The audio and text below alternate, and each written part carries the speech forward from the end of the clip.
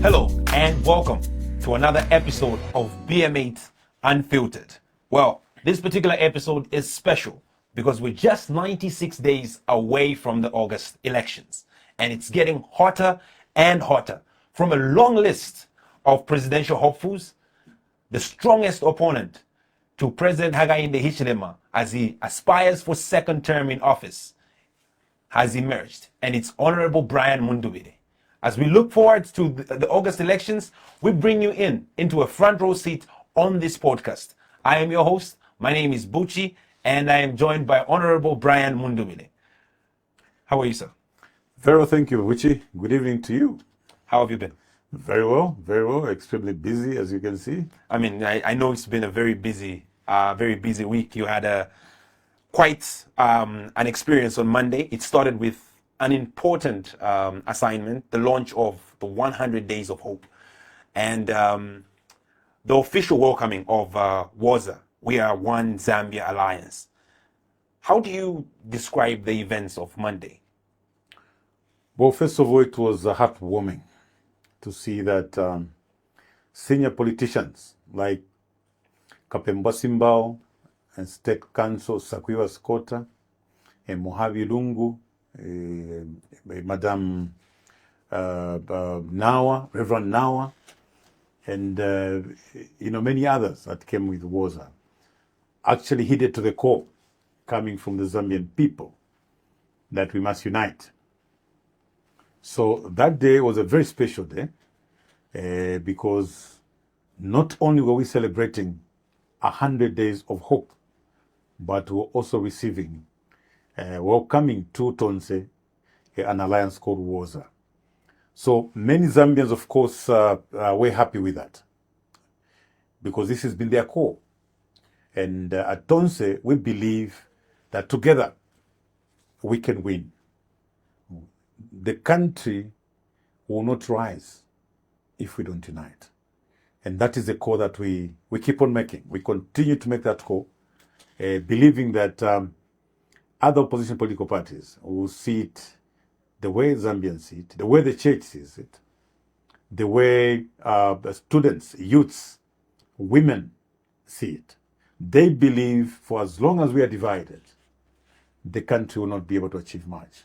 Yeah, so it was indeed a very special day. And of course, as we're counting down 100 days to the elections, we as Tonse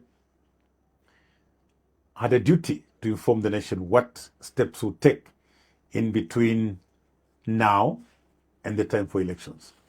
Well, you delivered a very powerful speech, and it speaks to how hot the environment is now. It's getting hotter and hotter, and we're seeing a lot of politicians putting out speeches and commenting on various issues.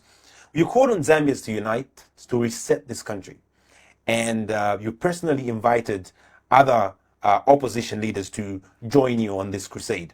How was the response, both privately and publicly? Well, the response has been very good. I want to tell you that a number of politicians called me, fellow politicians at that. I have had several meetings with fellow leaders, and very soon you will see the fruits of those meetings. Of course, there were others that had different views. We are, of course, not giving up on anyone, because unity is an imperative. It's something that we have to do. It's not optional. It's something that Zambians are expecting us to do. So even for those that may have a different view, we are taking our time to meet with them so that they see our point of view. Buchi, you must understand that when you look at political violence, for instance, it starts with the leaders going downwards. So if we can't openly call each other, we can't invite each other openly, and many people actually think we fight. Sometimes we criticize one another in the media. People actually take it for granted. Others think that our relationship, our personal relationships are actually in tatters. And yet we may differ on principle, we differ on philosophy, we differ on ideology, and at the personal level we're friends, as it were. So it is important that even in our differences, we can achieve some unity in diversity. You know what will happen, Buchi? It's not always that when you unite, you'll agree on everything. Not at all. Even as a united family, you find the family is united at the family level, but they don't agree on everything. So we are not saying that we will have one single idea or one opinion on various matters when we unite. But once we unite, we can resolve a number of things. Today, you're talking about regionalism. You're talking about tribalism. There's never been a time, Buchi, that Zambians have been so overly conscious about their ethnicity like now. So that's one of the reasons why we're calling for unity. Today, when you go in the civil service, you find division. People are divided across tribes, divided across regions. Even promotions are according to particular political groupings that people belong to, sometimes the regions that they belong to.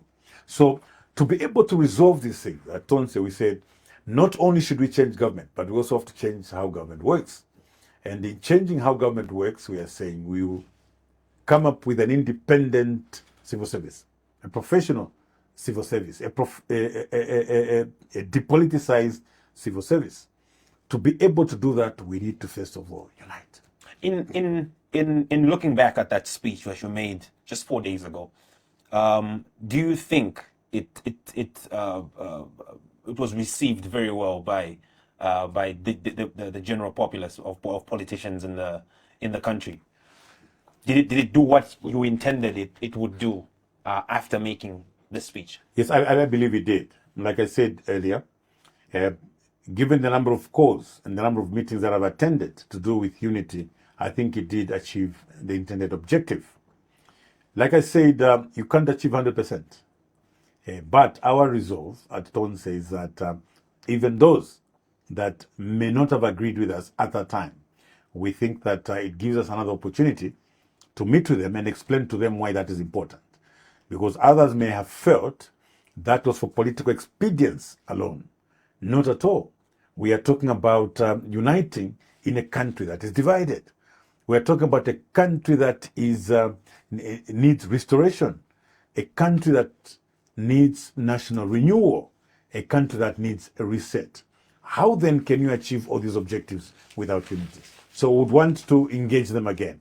Of course, away from the cameras. It's not all the time that we engage in front of the cameras. And I verily believe that one day soon, they will see it from our point of view. Well, let's go back to the 100 days of hope.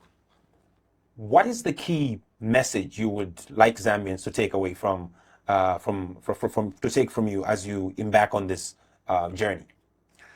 Well, the key message is that Zambia's democracy will be restored in the next 100 days from the time that we launched. We're giving hope to the youths that youths will belong to a country that we will not reserve job opportunities for the few. The civil servants are now looking forward to a time when their debts will be swapped. That is to say, government should be able to pay them, for what they owe, and also ensure that they honor the obligations that they have. Under debt swap, which will happen 100 days from now, we want to make sure that government pays allowances, all outstanding allowances to the civil servants. Or can they simply stop the debt? This civil servant owes you, and this civil servant is owed by government. Okay? So government takes over the debt that is owed to you by the civil servant because they owe you money. They owe her money. Okay? So the question is on 100 days. So in these 100 days, the civil servants should know that the civil service will be depoliticized. 100 days from now, we'll begin a process of reforming the civil service, to depoliticize the civil service, to professionalize the civil service, to embark on merit-based recruitment processes, as it were. Does the government have the money to do the debt swap effectively to ensure that all the civil servants have their debts swapped? Is there enough money to actually put to this project? There is enough money to embark on most of these projects. What we've had is we've had a lot of wastage of government resources. So we are coming in with a prudent government, a government that is going to put resources to good use. And putting resources to good use, Buchi, will include ensuring that civil servants are given and paid their arrears. Today, Buchi, 100 days from now, we want men and women in uniform to know that their notch payment systems that have been frozen for a very long time will now be attended to. People have been in positions for a very long time with no upward movement, no upward mobility in their jobs. You know that motivation is very important, Puchi, to the workers, and clearly we've seen that there's been stagnation in various positions within the civil service. We're talking about 100 days. 100 days to the farmer. What should the farmer look forward to? And the farmer, we're not only talking about the maize farmers. We've got tobacco farmers. We've got the cotton farmers. They now know that within the next 100 days, a process will start where we'll have aggregators in tobacco, aggregators in cotton farming, aggregators in maize farming, and many other agricultural products. So that one, there's no wastage of these products, and secondly, there's ready market facilitated by government. So Zambians are looking forward to 100 days of Tonse, for Tonse to come into power so that we begin to implement what we have in our manifesto. Soon enough, we'll dive straight into how the Tonse manifesto answers the questions for the farmers. But for now, for the grandmother who is in the village and the unemployed youth who watched you and listened to you launch the 100 Days of Hope, what do you hope they went away with? Well, first of all, we were not only giving empty promises. We looked at the low-hanging fruits. The low-hanging fruits in this country lie in industrialization. In an industrialization in agriculture, industrialization in the mineral or mining value chains, industrialization in tourism, industrialization in energy, and many other sectors.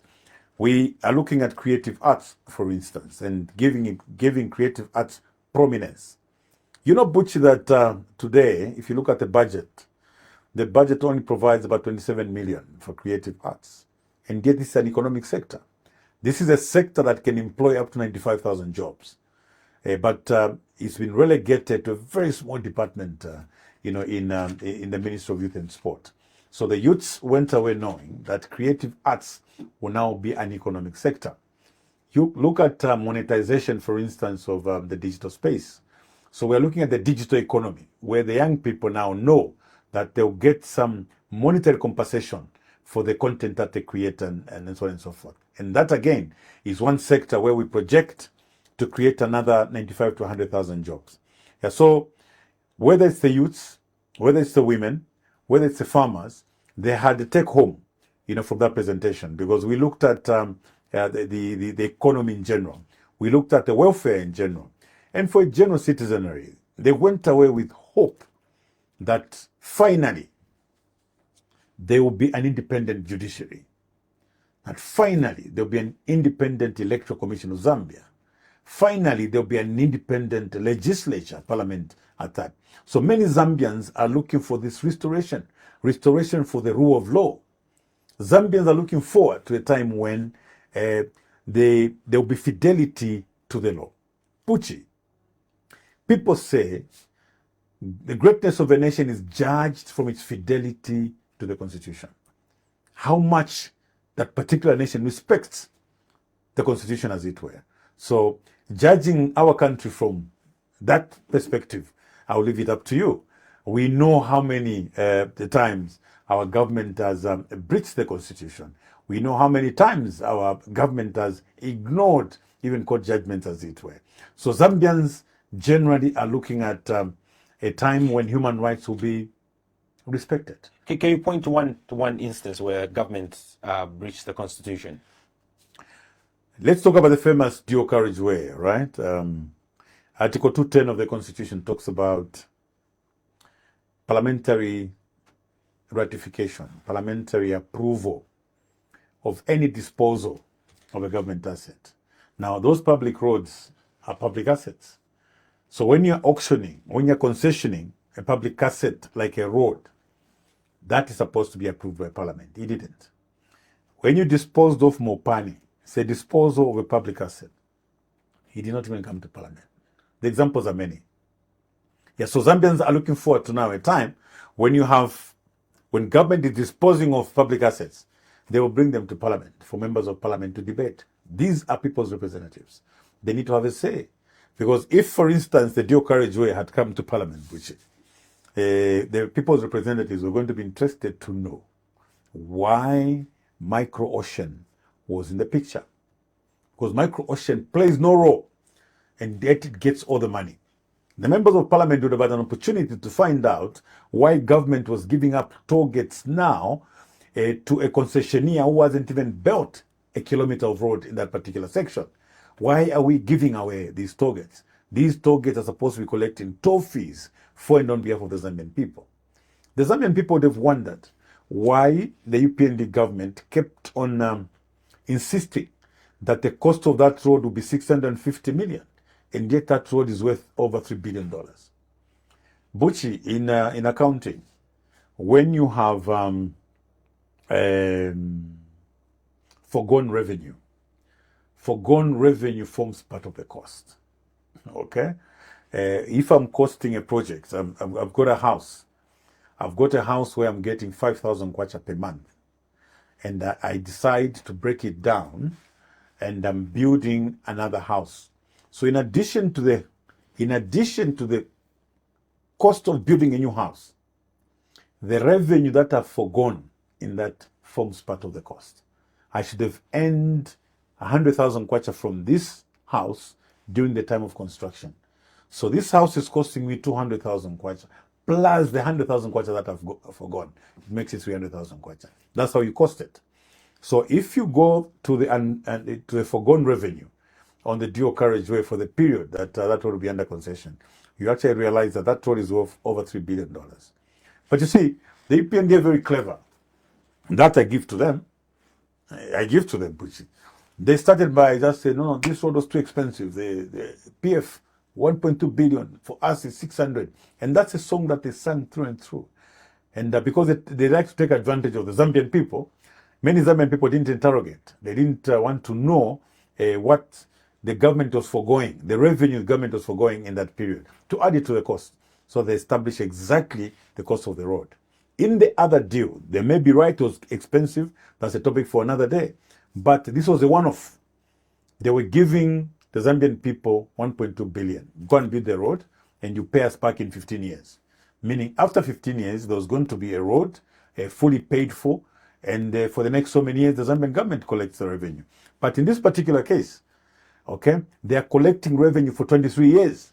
So in addition to the $650 million, money that belongs to you and me through NAPSA and Workman's Compensation, the money was given to a foreign investor. And the foreign investor, the money was given to a foreign investor. We don't know why we gave it to a foreign investor. We should have just paid the contractor, okay? We didn't need an investor who didn't have money, all right? There was no need for that investor, Buchi. He didn't have money. He was just like me. He was just like me. 100 days from now 96 days. Yeah.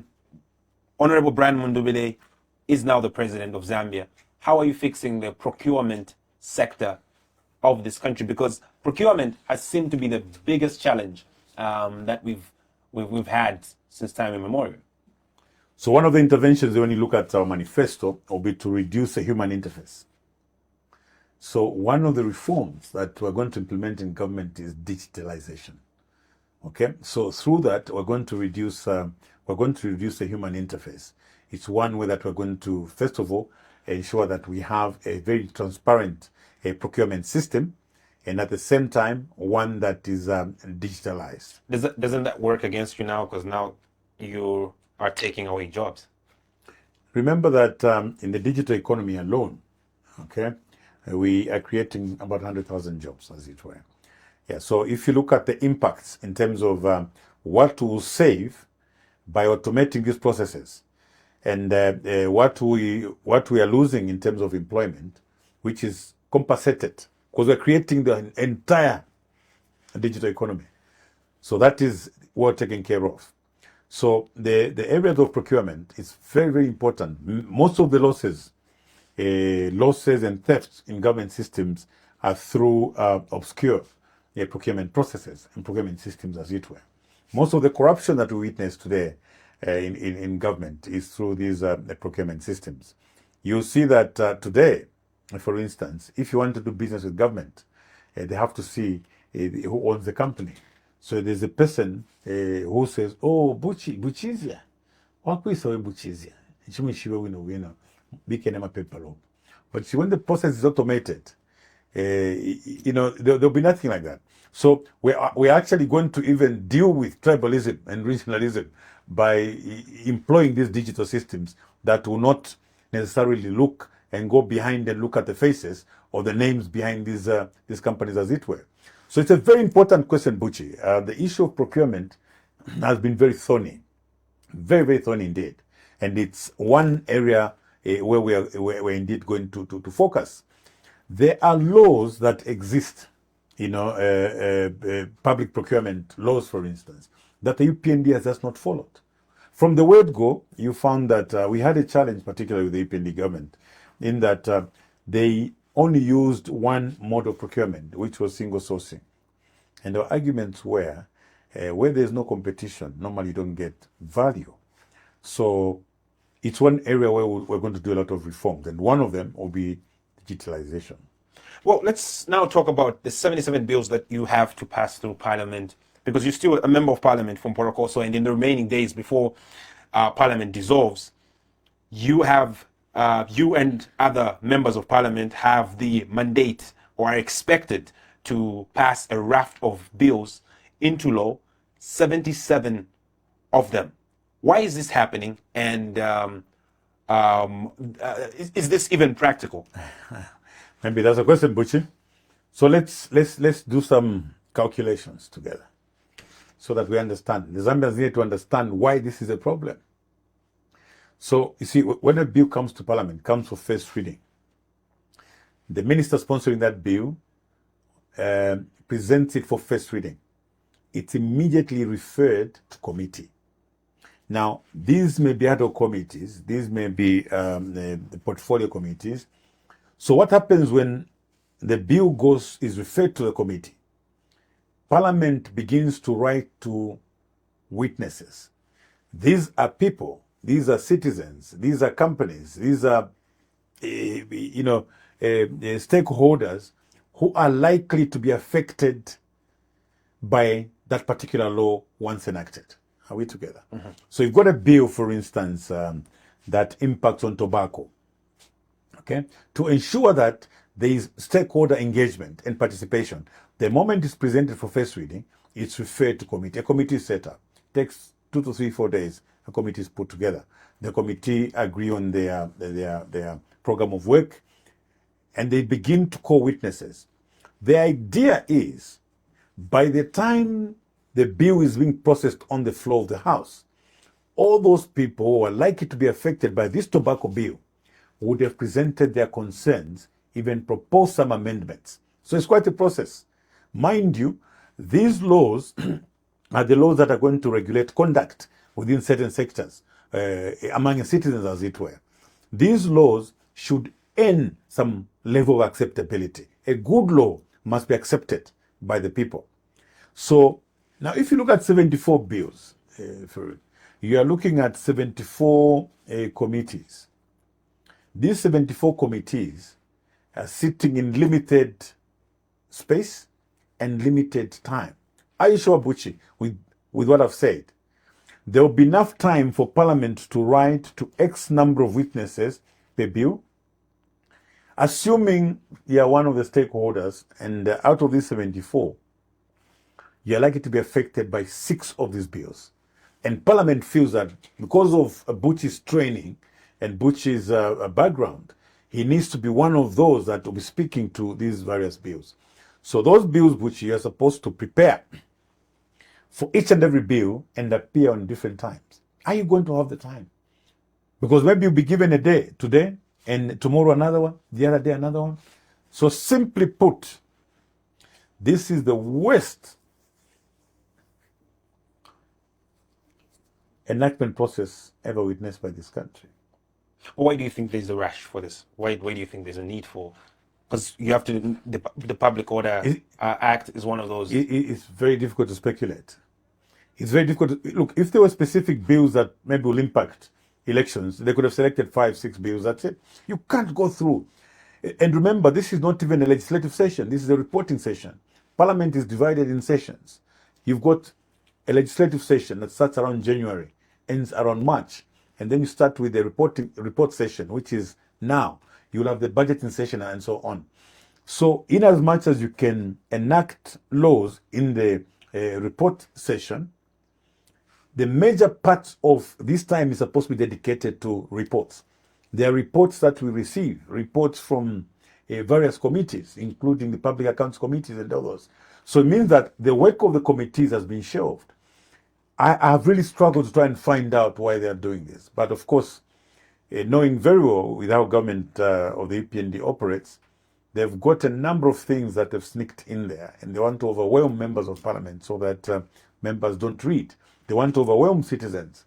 Yeah, so most of these bills, most of these laws, Buchi, we will revisit them soon after change of government. We have to revisit them. Recently, there was I saw members of parliament celebrating the passing of even President Hichilema himself, the passing of the education in a bill into law.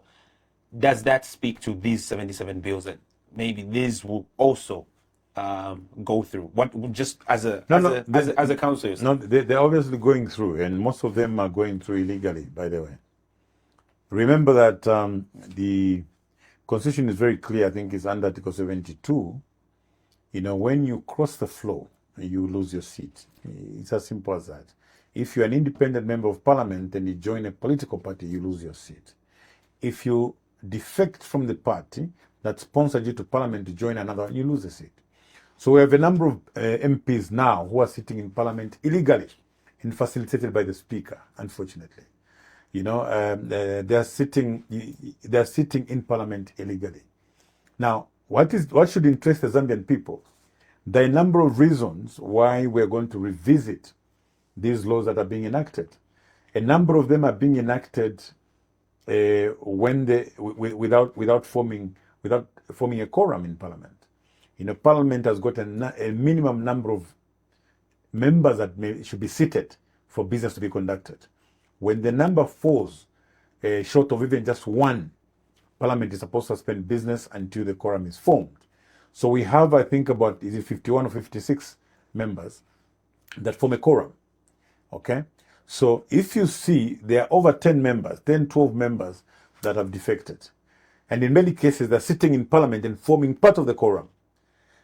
Meaning that once you remove these 10, the number is falling below the threshold. So these laws, most of them are being enacted illegally. And that's one of the reasons why we are going to have to revisit them. They've gone through some illegitimate enactment process. There is no business which is supposed to be conducted without a quorum. And when you look at, I've been watching on TV, in many cases, they're struggling to form a quorum. And in cases where they've got a quorum because members who have defected, members who vacated their seats are still sitting in parliament and facilitated by Madam Speaker. As speak to your background as having had experience as a lawyer, what do you think is the remedy to this? That's one, and two, is it safe to say that Zambia is on the verge of being ruled on the basis of illegal laws? Well, that's what the case is. Right now, you've got a constitution, a constitution that is unconstitutional. Okay, it was enacted through an unconstitutional constitutional amendment process. This is a given. We don't even have to debate about it. The Constitution Court declared that particular process unconstitutional. Government went ahead and enacted that bill into law. So today, that's the constitution that we're using. Yeah. So the question was on experience. Yes. You see, a constitution as it may be, there's no perfect constitution anywhere in the world. So the first thing is that when you have a constitution must be tested. It must be tested by being fully implemented. So if you want to test the various clauses in the constitution, they must be tested. So there is no need to move from one constitutional order to the next without having fully operationalized provisions of that particular constitution. So what we are proposing under Tonse Manifesto is that we are going to have something that you may call a Constitution Implementation Commission. This commission will look strictly at the implementation of constitutional provisions. For instance, Buchi, we've been fighting over the regionalism and the unfair manner in which the people employed in government. So all we needed was a report from this commission on the implementation of Article 259. Article 259 talks about taking into account regional diversity, for instance, when appointing people.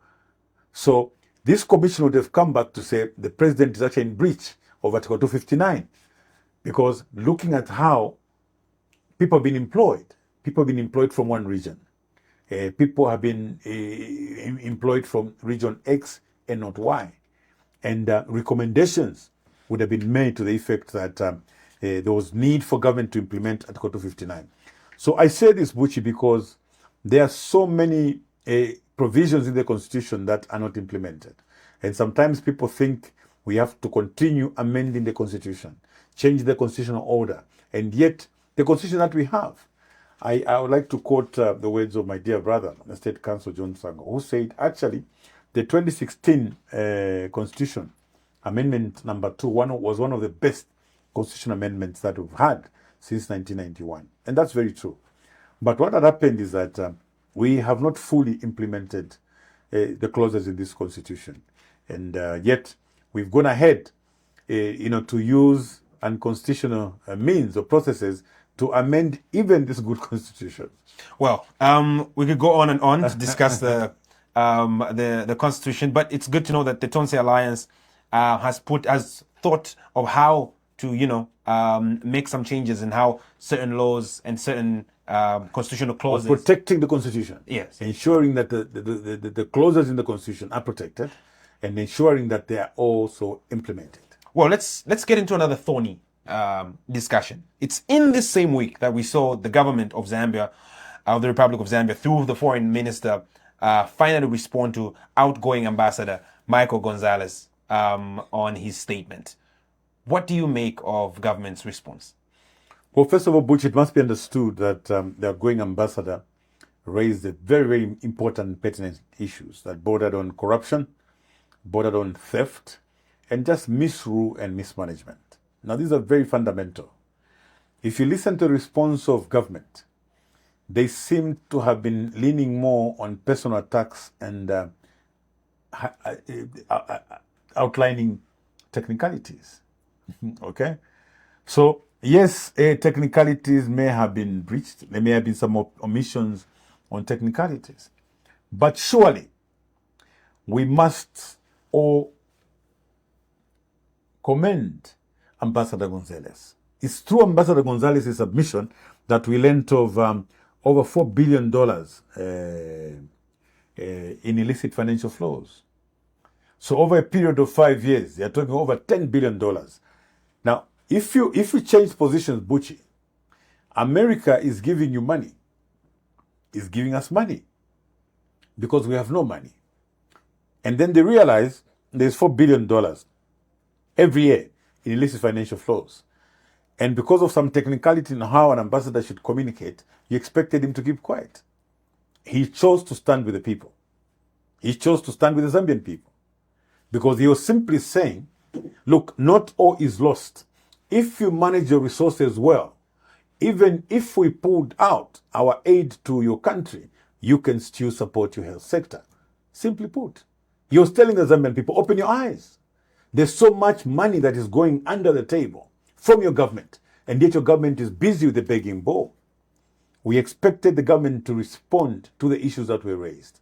We did not appreciate them educating us on technicalities, on the conventions, because even is it the Geneva Convention? I don't think it allows government officials to participate in illicit activities and corruption, because the minister seems to have been quoting the Geneva Declaration or Convention? Yeah, but that convention, I don't think it permits government officers to steal from the same government that they are running. I don't think it allows them to allow illicit financial flows to the extent of over $10 billion. So it's one thing to rely on this convention. But if we go to the detail, I think that particular convention frowns upon government officials who steal money from government.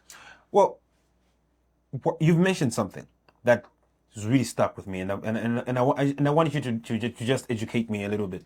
When you're elected and you're president, how do you plan to run the health sector? Because the health sector is a very vital sector for the country. How do you plan to run the health sector in such a way that even if donors pulled out, Zambia would still stand on its own 2 feet? Yes, first of all, if you followed what Ambassador Gonzalez was talking about, for a couple of years, they've been building capacity. They've been building capacity in the health sector.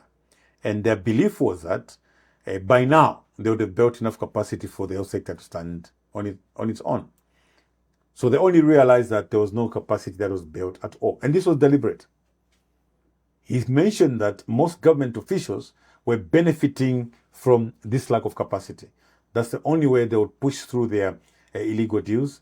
They have some obscure procurement systems and so on. So the step number one is to build capacity. We would definitely benefit from the help of stakeholders for us to build capacity in the health sector. We will have a robust program that will monitor these capacity building programs to ensure that locally we have local capacity to run these health facilities. We can't say we will not need help.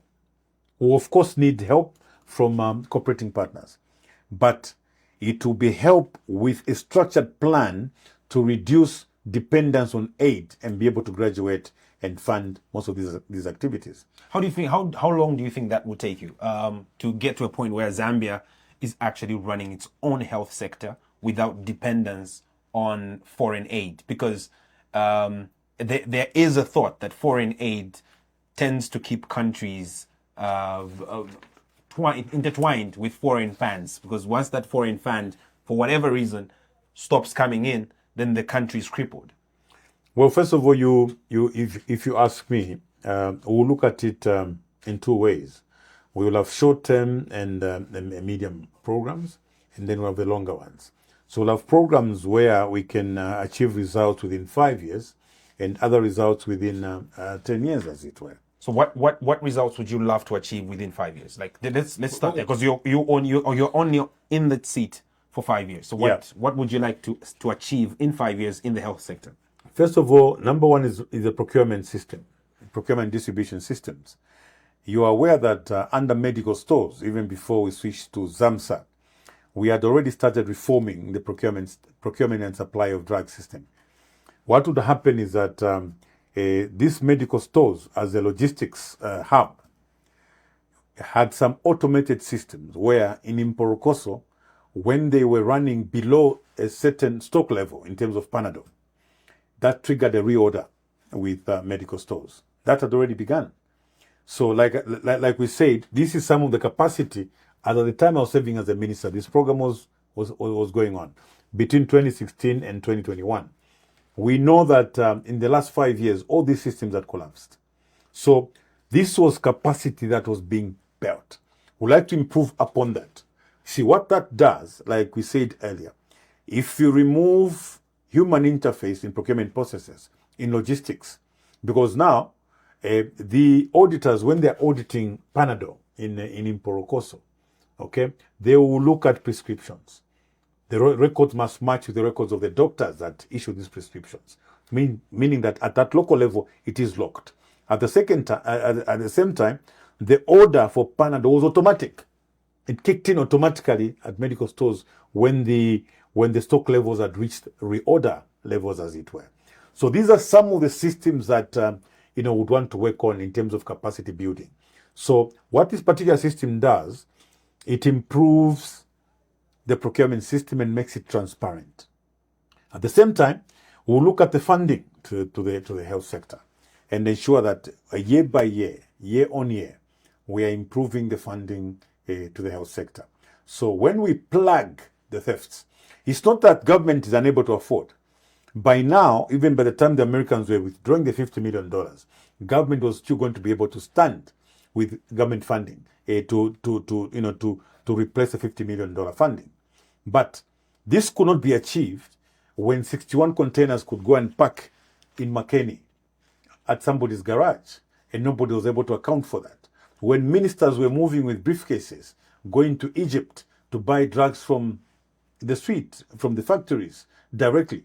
So once you have clear procurement systems, once you lock in, we seal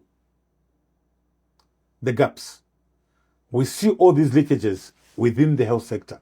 We should be able to graduate. We should see progress year by year, meaning that as we increase funding to the health sector, there will be a corresponding reduction in the funding that will require from our cooperating partners. Well, let's dive into another department of government that you will be in charge on when you win the August elections.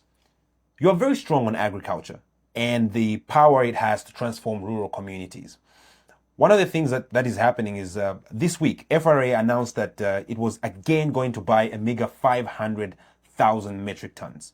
Do you think this is sufficient in terms of FRA being the biggest buyer? Not at all, not at all. And this is where Tonse comes in, to give solutions. You remember we're going to introduce aggregators. A government needed to make up its mind. All right, there's no need to excite farmers, and when farmers have maybe produced up to 3.5 or 4 million metric tons, and you move into the market and just go and buy 500,000 metric tons, when the previous years you're going over 1 million tons, they prepared psychologically that they're going to supply government with maybe over 1 million tons. Yeah, so if government is not deliberate, they're going to kill the agriculture sector. Fortunately, the 100 days of hope to the farmers is that these challenges will be a thing of the past. Yes, because government has got to play in the market. Government has got to play in the market. Government has got to be an aggregator. Government should find funding to ensure that maize is quickly procured from the farmers and they're given money to go and prepare for the next season. So I keep repeating that, Bucci, that the forward and backward integration will dictate that you help the farmers and the FISIP, okay, with inputs and seed, and at the same time ensure that there's a ready market. You see, government is a big brother. Government is a biggie, okay? So government should be able to find money to wipe the stock. Not that all that maize will be consumed locally, because it's been procured at government level. Government is able, to sell maize to Malawi, is able to sell maize to Congo, and government is also able to wait. Okay, so individual farmers, individual households need the money now. They need the money now so the children can go to school. They need money now to procure inputs for the next agriculture season. So they can't suffer twice. They've been waiting all this time. The produce has now come. After producing, they have to sleep in the queues. That has got to come to an end. Filafika power buchi. Bafama balima, bachulo kulima, batantama, bafola fertilizer muri meda, abene batulukusha balwisha, fertilizer tokumana, balima, amiwe myaisa balwisha. When they have produced the maize, nalobale chula, bayumkulala muma queues. There was, I think, a lady who died in Kasama. I was told, I don't have the official records, because of that. People were collapsing in queues. They had been there for 2 weeks. Why should people be treated like that? Under Tonse and Nakulumutinta, Pamakasa and Misepela, those are things we're going to resolve. Because what is government there for? Government is only there to solve people's problems. So if a farmer sells maize to government, okay, government is supposed to pay and not create a problem by not paying them. That's the difference. So we are going to look into this particular aspect where there will be major aggregators, some will come in from the private sector. So that is done neatly. The farmer must get a fair price, a fair compensation for their maize at the end of the day and be paid expeditiously. Where is this money going to come from? Because again, I keep asking about the money because it seems government consistently struggles to pay farmers on time because money has to come from somewhere. Okay. And now we are at that stage where we are about to have a bumper harvest and government has announced 500,000 metric tons. And if we have the bumper harvest that we're projecting this year, it means that a lot of farmers will either be taken advantage of by players in the private sector. Not to say that the private sector is bad, but this is what happens. Farmers tend to be exploited when government is not the bigger player in the market. Butch, that's a very important question, and you've asked it repeatedly. So let me ask you a question, Butch. The $10 billion that goes out in illicit financial flows, where does it come from? There's the answer. Yeah, so the answer is this, Butch. There's so much money in the country that is not accounted for. So as Tonse, first of all, we'll plug all the leakages. Okay?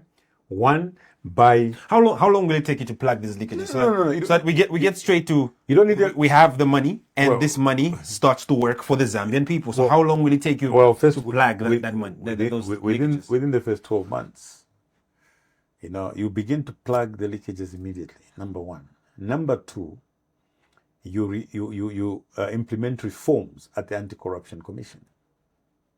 Number three, we're professionalizing the civil service. All these measures, Buchi, don't think they're isolated. For there to be that money that you're looking for, we need to ensure that we change how government works. We need an independent civil service. We need a motivated civil service. So do not think when we're talking about debt swap, we're looking at a topic in isolation. First of all, the civil servant must be motivated. The civil service must be professional. The civil service must be depoliticized. It must be neutral. So we have a professional outfit. When we have this professional outfit, we begin to see all these loopholes. Number two, we look at a transparent procurement system. We are reforming the procurement systems. We just talked about it a little while ago. So what does this do? We are saving money in the process. So we get back to, for instance, our various sectors. We know that we are not getting the best receipts from our mining sector. We believe we can get more. We are formalizing the small-scale mines in gold and many others. Government will get more. The small-scale miners will also get more. So we are going to improve government revenue through the interventions and many measures that we have.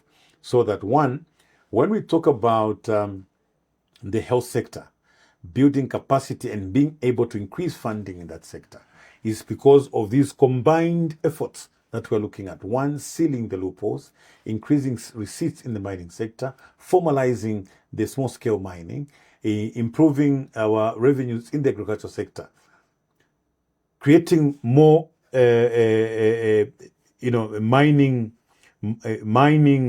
value chains, as it were, industrializing, increasing the tax base. Instead of relying on the limited number of formal employees to collect tax from them, we're going to increase the number. So all these efforts, Buchi, will point to one thing: increased government revenue. It's from that increased government revenue that will be able to undertake most of these programs. That's one side of it. The other side of agriculture is the farming inputs. Now, you briefly mentioned on how you're going to ensure that farmers have their farming inputs on time and they're able to, go in and do their farming.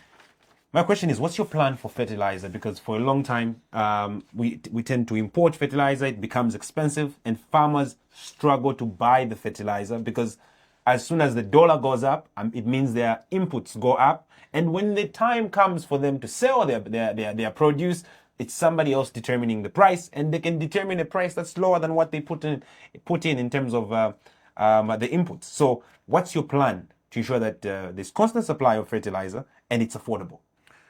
Well, first of all, when you look at, we have a number of raw materials for production of fertilizers in the country. That's a fact.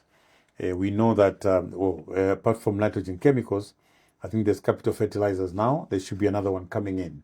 I'm aware that there's one that is likely to open up in Eastern Province to deal with phosphates, as it were. So we have the raw material for fertilizers. We are going to encourage investment through the private sector into fertilizer production. That is urgent. For those companies that are already producing fertilizer, we'll ensure that we encourage them to produce even more. So I think the issue of fertilizer for me is more or less resolved. I think that there are different types of fertilizers.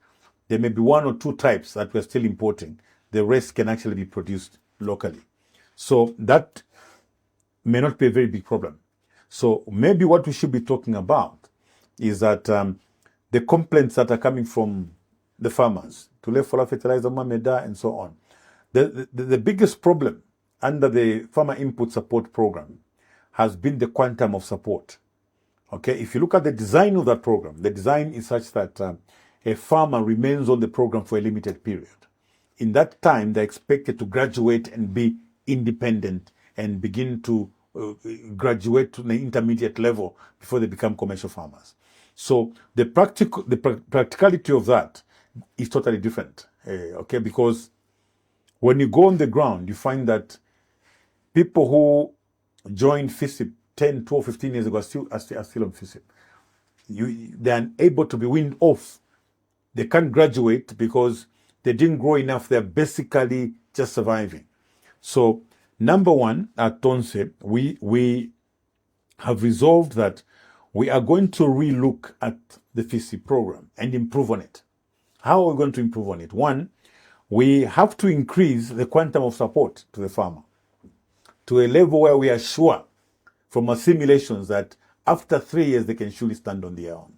It's one thing to assume that 6 bags or 8 bags or 10 bags, per farmer per year, will see them graduate to the next level after 3 years.